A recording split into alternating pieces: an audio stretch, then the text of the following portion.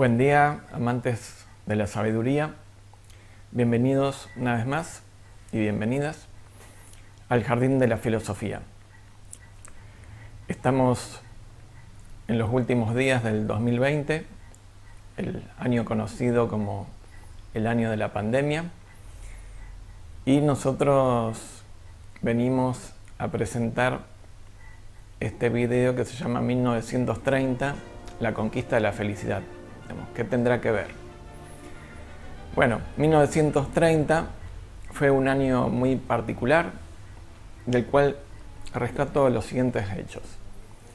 A principios de ese año, en febrero creo, Gandhi realiza su conocida Marcha de la Sal, se estrena Sin Novedad en el Frente, que literalmente se llamaba Todo Calmo en el Frente Occidental, pero bueno, por lo menos en Argentina y otros países se conoce como Sin Novedad en el Frente, que fue un film antibelicista en una época de entreguerras, que hablar de la paz era revolucionario prácticamente.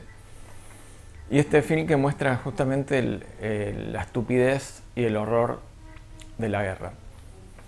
También se estrena el film surrealista La Edad de Oro de Luis Buñuel, que se prohibirá en algunas ciudades hasta 1980, 50 años.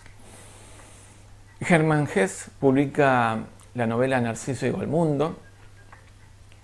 También se descubre el noveno planeta, Plutón, que se le pone el nombre del dios romano del inframundo, Plutón.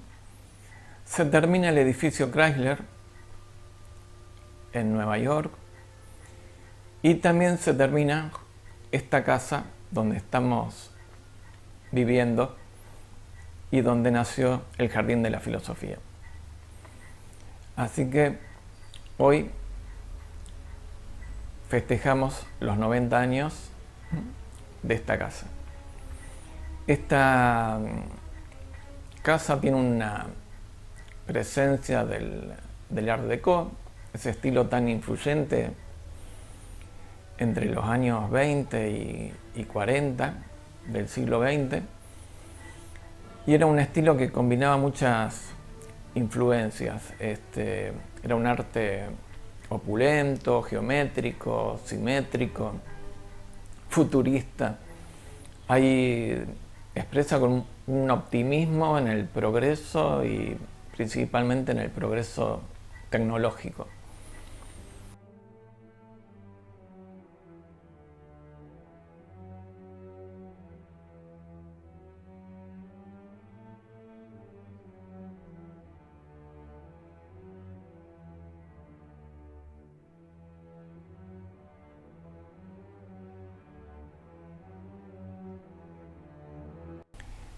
También reinterpreta culturas exóticas como culturas orientales como la china y la japonesa, y también la mesoamericana.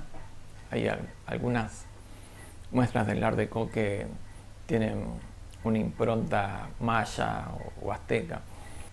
La casa se considera como nuestra segunda piel en el Feng Shui, el arte chino de la geomancia. Es una piel, por supuesto, más extensa, que no solamente recubre a nuestro cuerpo, sino que a una familia entera, a todos los cuerpos y a gran parte de sus actividades. Por eso es tan importante, ya que a través de la casa también mantenemos relaciones con el ambiente, con el exterior. Cuando comenzamos a vivir aquí, después de haber vivido durante muchos años en departamentos, nos sentimos muy raros. Lo vivimos como una especie de expansión de la conciencia. Al principio nos parecía que era gigante, y después nuestra conciencia espacial se fue amoldando. Esta casa es muy espaciosa, luminosa. Todos sus ambientes tienen al menos 2 puntos de donde entra el aire y la luz. Tiene 3 microespacios que son como vacíos, y eso permite que haya luz y aire en toda la casa. Está en una planta alta, y en la terraza pudimos hacer un jardín de estilo japonés, que es como una aspiración que teníamos de mucho tiempo, al mismo tiempo de tener un contacto con algo de tierra, ¿no? Aunque estemos en las alturas.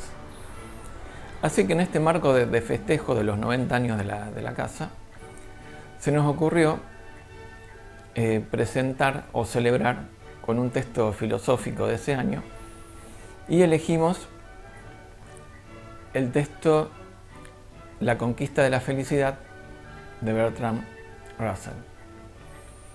Este libro resulta extraño en la obra de este filósofo inglés, que lo conocemos por su gran impronta lógica, matemática, por su desarrollo en la filosofía de la ciencia.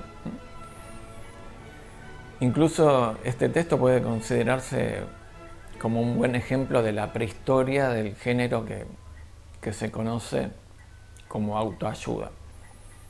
Al margen, este término me parece, esto es subjetivo, ¿no? Pero me parece horrendo, y los contenidos o los temas que abarca tampoco me convence, ¿no? Yo prefiero particularmente más en contraste con esto, lo que se llama el abandono de sí mismo o el autoabandono. Que esto no significa, por supuesto, dejar de bañarse o de cortarse las uñas. En fin, me parece muy interesante rescatar este libro de la obra de Russell, porque llama la atención justamente que una mente tan lógica haya dedicado un tiempo de su vida a reflexionar sobre esto. El filósofo aclara desde el prefacio, con total humildad, que no está destinado a los eruditos, que deriva del propio sentido común y en su propia experiencia. Es, en síntesis, un texto de filosofía práctica que él busca compartir para bien de todos. Él dice al comienzo: lo único que puedo decir a favor de las recetas que ofrezco al lector es que están confirmadas por mi propia experiencia y observación, y que han hecho aumentar mi propia felicidad siempre que he actuado de acuerdo con ellas. El filósofo divide su ensayo en 2 partes: causas de la infelicidad, la primera parte, y causas de la felicidad, la segunda. Por tal motivo, también para no hacer un video muy extenso, vamos a dividir esto en esas mismas 2 partes. La primera parte la presenta en 9 capítulos breves, y parte del hecho de que por lo general somos desgraciados a pesar de tener cuestiones básicas resueltas, que son disponer de salud, un techo y alimento. El resto de las especies animales, con estos 3 elementos, ya está satisfecho, pero nosotros no. Entonces, ¿por qué nosotros no? Hay cosas que, por supuesto, están más allá de nuestro control, ¿no? Las guerras, pandemias, accidentes, las tiranías, la política, conflictos sociales. Aunque muchos de esos factores externos sean un reflejo del conflicto interior, y aunque se resuelvan, la infelicidad tarde o temprano vuelve a aparecer. El autor cree que esta infelicidad se debe en muy gran medida a conceptos del mundo erróneos, a éticas erróneas, a hábitos de vida erróneos que conducen a la destrucción de ese entusiasmo natural, ese apetito de cosas posibles del que depende toda felicidad. Es una gran definición que ha hecho aquí de la causa de la felicidad, ¿no? El apetito de las cosas posibles. Él mismo, el Bertrand Russell, se creía de pequeño un ser miserable. Su enfoque estaba en sí mismo. Pensaba continuamente sobre su situación. Y esta actitud es fuente de sufrimiento. Las tres variantes más comunes de este enfoque sobre sí mismo, este egocentrismo, son la del pecador, la del narcisista y la del megalómano. El pecador sufre por su conciencia de pecador, no por las acciones que comete, sino por la conciencia que tiene de sus acciones. Es la culpa ante la imposibilidad de un ideal, del deber ser. El narcisismo, escribe el autor, es, en cierto modo, lo contrario del sentimiento habitual de culpa. Consiste en el hábito de admirarse uno mismo y desear ser admirado. Finalmente, el megalómano se diferencia del narcisista en que desea ser poderoso antes que encantador y prefiere ser temido a ser amado. También hay un problema adicional y es la convicción de que la felicidad es imposible, que por naturaleza somos desgraciados y, recordando a Schopenhauer, pensar que estamos en el peor de los mundos posibles. No hay nada sabio en esa visión, porque para Russell el sabio será todo lo feliz que permitan las circunstancias. Y si la contemplación del universo le resulta insoportablemente dolorosa, contemplará otra cosa en su lugar. Como vemos, el filósofo es bien pragmático y este enfoque no significa que la filosofía se convierta en un escapismo, sino que tiene que ver con la aceptación de las cosas como son. Si uno se enfoca en la naturaleza horrible del mundo, si piensa esto y si llega a esta conclusión y lo acepta, bueno, puede rescatar cosas que no son dolorosas. Hay muchísimas cosas que son hermosísimas en este mundo posible que nos ha tocado vivir. Ante ese pesimismo que aparece en muchas personas, en muchos filósofos incluso, Russell introduce el amor como fuente de placer en sí mismo, porque propicia y acentúa el disfrute de los placeres elementales y cotidianos, y porque en él reside el proceso de la cooperación biológica que ha dado lugar al desarrollo social y cultural de la humanidad. Y en relación al primer punto del enfoque en sí mismo, el amor es capaz de romper la dura costra del ego. Otra causa de la infelicidad es la competencia, la lucha por el éxito, por poseer más, ganar más y por tanto tener mayor capacidad de consumo. Todo bajo el manto de edificar una vida segura materialmente, que a mediano o largo plazo se torna ineficaz e ilusoria.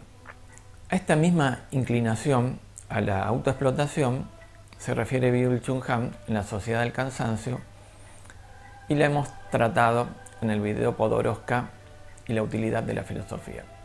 se los voy a dejar en la etiqueta o en la descripción. La lucha por el éxito también es la causa de relegar para el futuro las cosas que realmente nos gustan o nos apasionan. Por eso estudiamos o preferimos estudiar en el corto plazo una carrera que otorgue una salida laboral redituable, y de esa manera pierden valor las cosas que realmente importan y que son la verdadera fuente de la felicidad. O sea que hacemos un sacrificio pensando en la felicidad futura que nunca llega. Por ejemplo, el descanso, el ocio, la necesaria detención para recuperar el equilibrio son cosas que dejamos para más adelante, o para el fin de semana, o para las vacaciones. El ritmo frenético de la competencia por el éxito, cuando por X razón se detiene un segundo, surge esa imposibilidad de disfrutar de un minuto, una hora, un día de quietud. Se le llama aburrimiento a eso.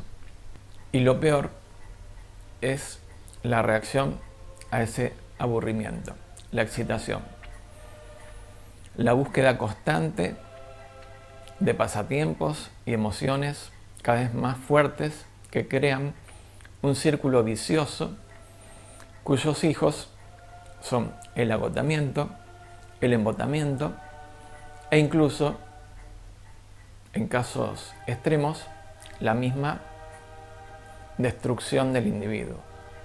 Russell dice que la vida natural es lenta y lo mejor es amoldarnos a ese ritmo natural.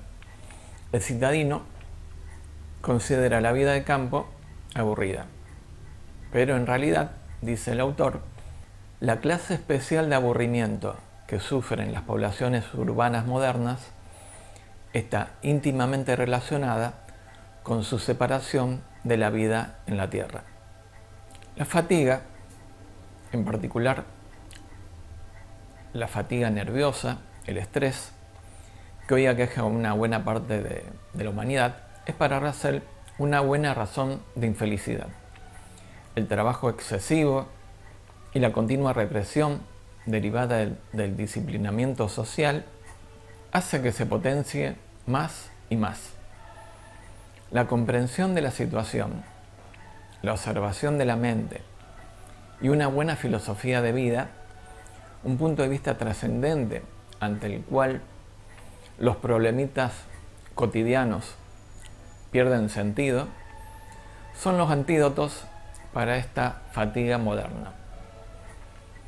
Pensamos erradamente todo el tiempo, sin descanso, y no encaramos racionalmente los problemas de la vida cotidiana. Por eso, una economía de pensamiento es una buena práctica para olvidarnos del estrés. Una economía del pensamiento significa no demorarnos en la preocupación o no quedarnos en la preocupación de dar vueltas a un problema. Simplemente la economía pasa por encarar racionalmente el problema y solucionarlo. Y si no tiene solución, no tiene solución. La envidia y los celos, como una de sus variaciones especiales, de acuerdo a Russell, son las causas más fuertes de infelicidad. El sufrimiento proviene de no tener lo que otros tienen o por el temor a perder lo que poseemos. También la envidia tiene un efecto negativo nivelador, ya que también se expresa en el deseo de que los demás pierdan eso que no tenemos. La admiración, por el otro lado, de los logros de los demás y la propia abnegación son los principales antídotos para la envidia. Aquí estamos trabajando sobre la envidia propia, ¿no? La envidia ajena no nos importa. También lo es la valoración de las cosas que tenemos sin comparar con las cosas que no tenemos. Culmina Russell el capítulo sobre la envidia diciendo que en la desesperación por no tener eso que percibe o intuye el ser humano, se vuelve violento con los demás. Pero hay una mejor salida. Escribe Russell: para encontrar el camino que le permita salir de esta desesperación, el hombre civilizado debe desarrollar su corazón, tal como ha desarrollado su cerebro. Debe aprender a trascender de sí mismo y de este modo adquirirá la libertad del universo. El sentimiento de pecado, el sentimiento de que uno ha cometido una falta y la posterior culpa, actúa inconscientemente, por más que hayamos tratado de comprender una situación en forma racional, y eso está más allá incluso de si tenemos convicciones religiosas o no. Esto es el resultado del conflicto interior, de esta división interior. La actitud adecuada, dice Russell, es consecuencia del equilibrio y la confianza en uno mismo. Requiere lo que podríamos llamar integración mental. Y con esto quiero decir que los diversos estratos de la naturaleza humana, consciente, subconsciente e inconsciente, funcionen en armonía y no estén enzarzados en perpetua batalla. Y al final del capítulo sobre el pecado va a escribir: la felicidad auténticamente satisfactoria va acompañada del pleno ejercicio de nuestras facultades y de la plena comprensión del mundo en que vivimos. Y así llegamos al final de la primera parte sobre las causas de la infelicidad. Hemos visto que no se limita simplemente a identificar, a un diagnóstico, sino que simplemente su misma comprensión le quita ya de por sí la fuerza a todas estas causas.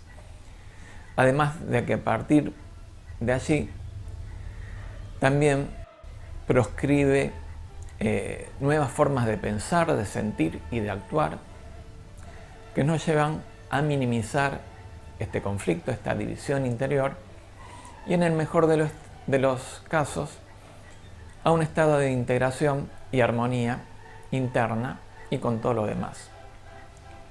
En el próximo video entonces exploraremos la segunda parte, que se llama Causas de la felicidad. Les recomiendo que consigan el libro, que lo lean. Su lectura es sencilla y muy amena. Gracias nuevamente por llegar hasta aquí. Si no nos vemos, feliz 2021. Paz a todos los seres.